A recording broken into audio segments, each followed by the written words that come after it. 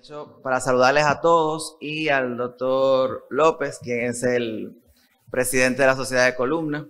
Sabe que los que hacemos columna, neuros y ortos, pues nos hemos unido desde el punto de vista académico para, ¿verdad?, mejor consenso y entendimiento entre todos nosotros. Uno mismo se autoflagela. Este tema me gusta porque he aprendido sobre el tiempo de la conducta que debemos de tomar. ¿Quiénes de aquí hacen columna? Muy bien. ¿Quiénes de ustedes utilizan monitoreo intraoperatorio? Muy bien. Entonces, como dijo la doctora, estamos a la orden en Santiago, no tengo ningún conflicto de interés, nada más que nunca me gustaría tener un evento neurológico, pero... Miren, en el acto quirúrgico, estaba comentando con el doctor López, realmente es una armonía entre todas las personas que están en esa sala. Ninguna persona es subestimada. Todas las personas que están ahí deben de saber lo que se está haciendo y la función que deben de hacer. A veces hay personas que están un poco desinformadas o se desentienden o que son nuevas en este tipo de ambiente y no pueden digerir la información que se está dando. Entonces, durante el acto quirúrgico, una preguntita. ¿Alguno de ustedes, yo la voy levantando, alguno de ustedes ha tenido algún evento neurológico intraoperatorio? Hasta el techo. Ok. Entonces, muy bien. Entonces, estos son situaciones que se van dando. Se oyen voces en la sala de cirugía y a veces uno cree que es algo muy sutil. Yo soy una persona que implosiono, o sea, soy una persona que hablo poco, pero estoy muy pendiente a varias cosas. Sobre todo al anestesiólogo, a la persona de neuromonitoreo. Y cada uno de los comentarios que se hacen, pues debemos de tomarlo en cuenta. O sea, cuando nos dicen que tengamos cuidado, pues realmente ya que hemos pasado a la parte de la instrumentación o de manipulación de las raíces, realmente para algo tenemos a la persona de neuromonitoreo. Si nos dicen con cuidado, pues tengamos cuidado. Cada uno tiene su técnica o su forma, su grito de alerta. A mí me da mucha gracia porque algunos son medio alarmosos, o sea, de un pronto, ¡cuidado! ¿Y tú, pero qué hice? Otros son tranquilos, así. Y otros que cuando te dicen hay problema, hay que correr. Entonces, cuando le dice, por ejemplo, al anestesiólogo, mira, está muy relajado, o cuando nos dice nosotros perdí potenciales, son señales, señores, que hay que tomar en cuenta.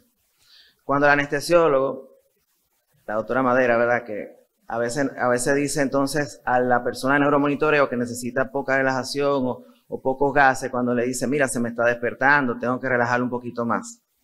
O cuando el cirujano está haciendo su procedimiento y de alguna manera le interesa saber cómo va. No es que me diga que estoy bien, si quizá no voy bien, o sea, la idea es que me digan cómo voy. O cuando voy a hacer algún gesto o hice alguna maniobra quizás sin querer, o sea, un error en el movimiento, quiero saber cómo estoy, o sea. Estos son los objetivos de la charla, o sea, mencionar algunos factores a tomar en cuenta, que nosotros debemos entender del neuromonitoreo y cuáles son las acciones que debemos de tomar si hay alguna alerta. Todos esos escenarios, en síntesis lo he pasado. Comencé cuando no había neuromonitoreo, lo que se hacía era el test de despertar. Tuve un paciente que tuvo un test del despertar, o sea, el paciente no movía las piernas. Para los residentes, o sea, se le trataba de educar al paciente de que en algún momento de la cirugía se iba a despertar. Y de igual manera el anestesiólogo tenía que ser muy habilidoso para despertarlo cuando tú quisieras que se despierte, para entonces ver si realmente el paciente está moviendo. Entonces, he tenido ese tipo de situaciones. En el momento que hago una osteotomía de 3 columnas, algunos de ustedes, bueno, el doctor Oliver vio la última que hice, y que en algún momento entonces venga el técnico de neuromonitoreo, el especialista de neuromonitoreo, me diga, perdí potencial. Y yo digo, ok, ¿desde cuándo? Me dice, no sé. O sea, es muy importante que se sepa desde qué momento perdí potenciales para yo saber qué gesto voy a devolver. Y así otras situaciones. Gracias a Dios son eventos muy raros, se describe hasta 1.9%, y como sabemos, o sea, directamente le trae consecuencias devastadoras al paciente, pero ningún cirujano pues realmente quiere hacer mal. La vida le cambia a uno y es algo que va marcando y le va a uno también dando ciertas experiencias. Todos los cirujanos, como cuando están haciendo, por ejemplo, la descripción de los vuelos, que te están diciendo, mira, ponte la mascarilla, cuando se despresuriza, todos los cirujanos entendemos que nosotros vamos a dominar esa situación. Y realmente, después de muchos trancazos, uno de alguna manera ya comienza a manejarlo, pero en realidad son situaciones de estrés, que uno pues realmente debe tener rápido una coordinación y una colaboración de todas las personas que están ahí para perder el tiempo menos posible. Estas son una guía del comité de estudio de AO Spine y ellos dicen en el momento preoperatorio que tomar en cuenta, en el momento transoperatorio y en el posoperatorio. En el preoperatorio, pues conocer al paciente, como dice la doctora Pumarol, ciertamente el cuerpo se acostumbra a estar en una posición, pero entonces cuando tenemos deformidades en adultos que vamos a corregir, tenemos que hacer gestos y liberaciones más agresivas. Y entonces los adultos son más propensos a tener algún tipo de cambio en deformidades. Entender la deformidad. Y de todo lo que se ha hablado, quiero resaltar dos cosas. Lo que se llama angularidad, que es el ángulo, pues en inglés DAR, D-A-R, que es el radio de angulación de la deformidad. Usted, la curva, la magnitud de la curva, usted la va a dividir entre la cantidad de vértebras que la componen y eso le va a dar un número. Una angularidad mayor de 24 le da hasta un 40% de probabilidades de que usted puede tener algún evento neurológico. Entonces, no es sencillamente ver la radiografía y decir, ah, bueno, es una lente no sé qué, no. Usted tiene que estar pendiente de qué está viendo. Otra clasificación es cómo está el cordón medular. Va desde un grado 1 hasta grado 3, donde si vemos que el cordón medular está circunscrito por líquidos cefalorraquídeos tipo 1, tipo 2, ya el cordón medular conserva su forma circular, pero ya no se ve cierta parte del líquido cefalorraquídeo. Y la tipo 3, el cordón medular está impreso sobre el pedículo de la concavidad. Evidentemente que si intentamos hacer algún tipo de instrumentación en esta vértebra, también vamos a tener mucha probabilidad de tener algún evento. Si se toman, hay muchas técnicas de hacerlo. Aquí no tenemos navegación, hay una forma de hacerlo adentro, fuera, adentro, pero realmente a veces es mejor o volar ese nivel o utilizar otro tipo de método de fijación. Como ya se habló, o sea, conocer al paciente desde antes de la cirugía. Hay pacientes que ya tienen algún tipo de síntoma o problema neurológico, es bueno saberlo desde antes de tiempo. Y obviamente una cirugía que estimamos que va a tener mucho tiempo, mucha pérdida hemática, pues también va a tener algún tipo de relación con mayor probabilidad de lesión neurológica. Esto, conociendo lo que es cierta neuroanatomía de la segmentación de la médula espinal, así también nosotros sabemos el tipo de eventos que vamos a tener dependiendo de dónde se produjo la lesión. En el transoperatorio, me voy a meter muy sutilmente porque Stacy vino, las consideraciones anestésicas. Aunque no seamos anestesiólogos, pues realmente tenemos que saber algunas cosas. O sea, idealmente se habla de lo que es la anestesia total endovenosa, pero otros anestesiólogos se manejan bastante bien. Por ejemplo, el grupo con el que trabajamos se maneja bastante bien con gases y entiendo que las personas, los especialistas en neuromonitoreo, pues así me pueden decir que están de acuerdo.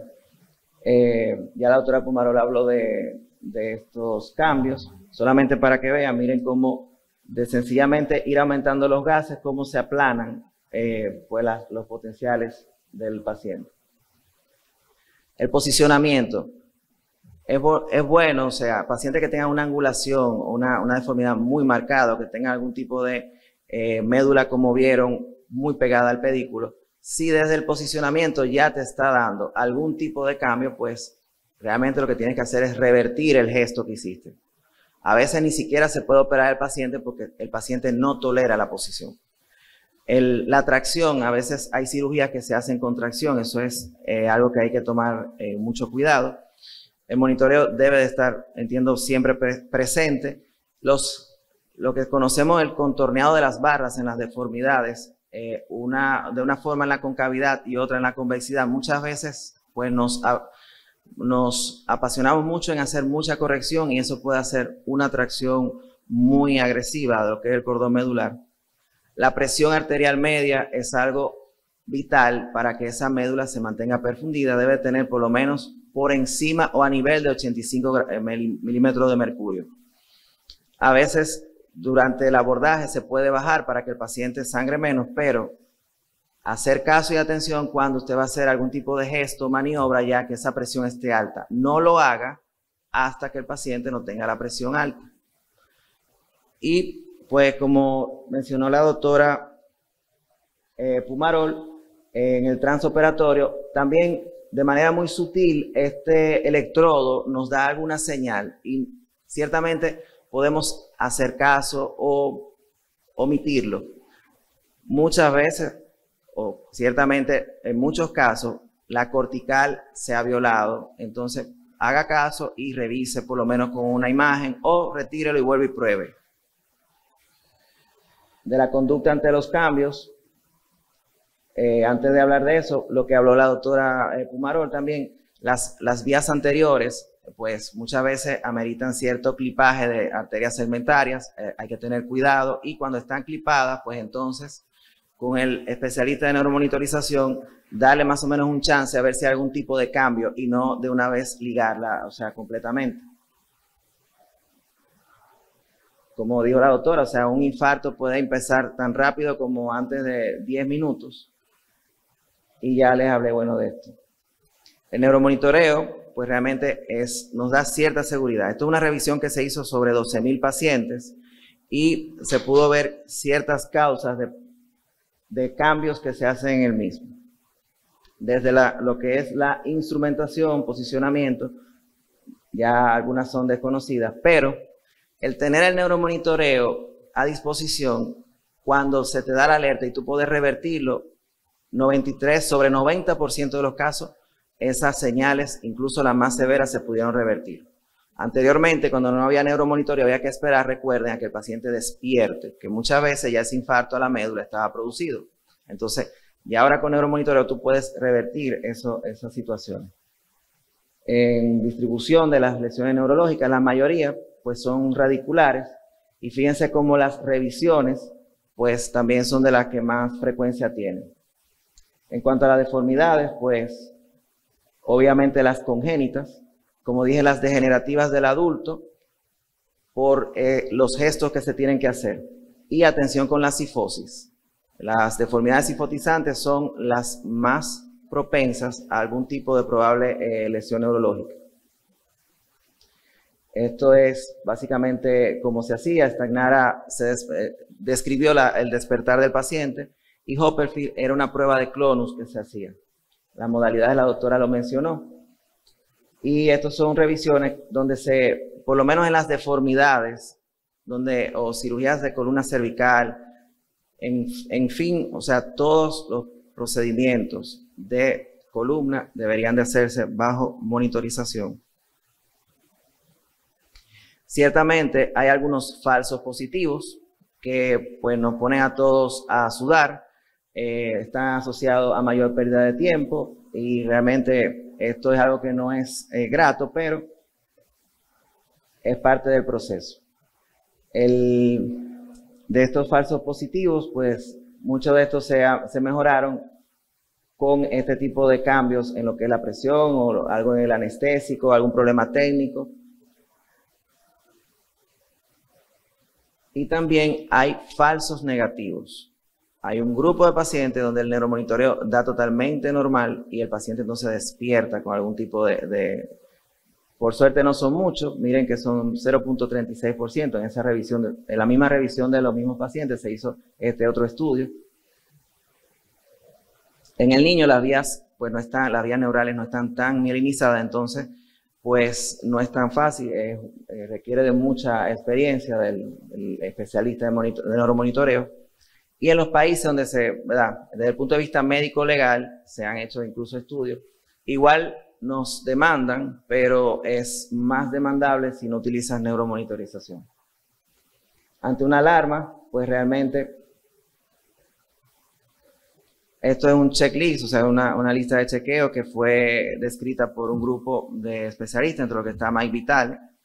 Inmediatamente ocurre cualquier cambio, pues si es tomarlo en serio, para la música, todo el mundo concentrado en lo que se va a hacer, y de manera simultánea el anestesiólogo entonces va a revisar cómo está la presión arterial, no solamente la presión, porque si tenemos entonces un bajo hematócrito, no hay hemoglobina que oxigene la sangre, entonces debe de hacer rápidamente su hematócrito. Nosotros ver con el especialista de neuromonitoreo qué es esto, desde hace qué tiempo se ocurrió. El especialista de neuromonitoreo pues también entonces revisar si hubo algún problema técnico. Esto se repite varias veces, volver a revisar con el brazo en C.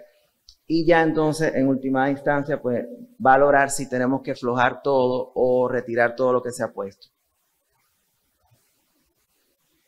Saber, dependiendo de lo que estamos haciendo, saber lo que ocurrió. Si perdemos los potenciales motores, generalmente, o fue un trauma directo, si es así, generalmente los síntomas son unilaterales. Y cuando son bilaterales, probablemente que hicimos mucha tracción a la médula, o hubo mucho sangramiento, o clipamos algún vaso.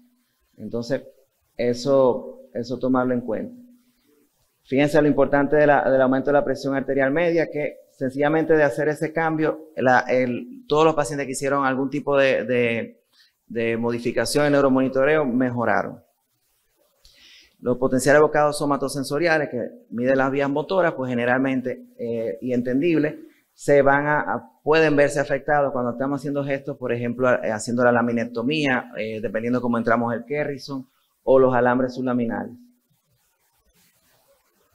Y ya, por ejemplo, algo que todavía mucho más a veces ignorado es la electromiografía. De ahí entonces vienen las raíces, hay que hacer caso, porque a veces la cirugía te queda perfecta, pero traccionaste mucho, o no hiciste una descompresión completa, en la radiografía se ve todo bonito, pero el paciente sigue entonces con un dolor. Entonces es bueno hacer caso.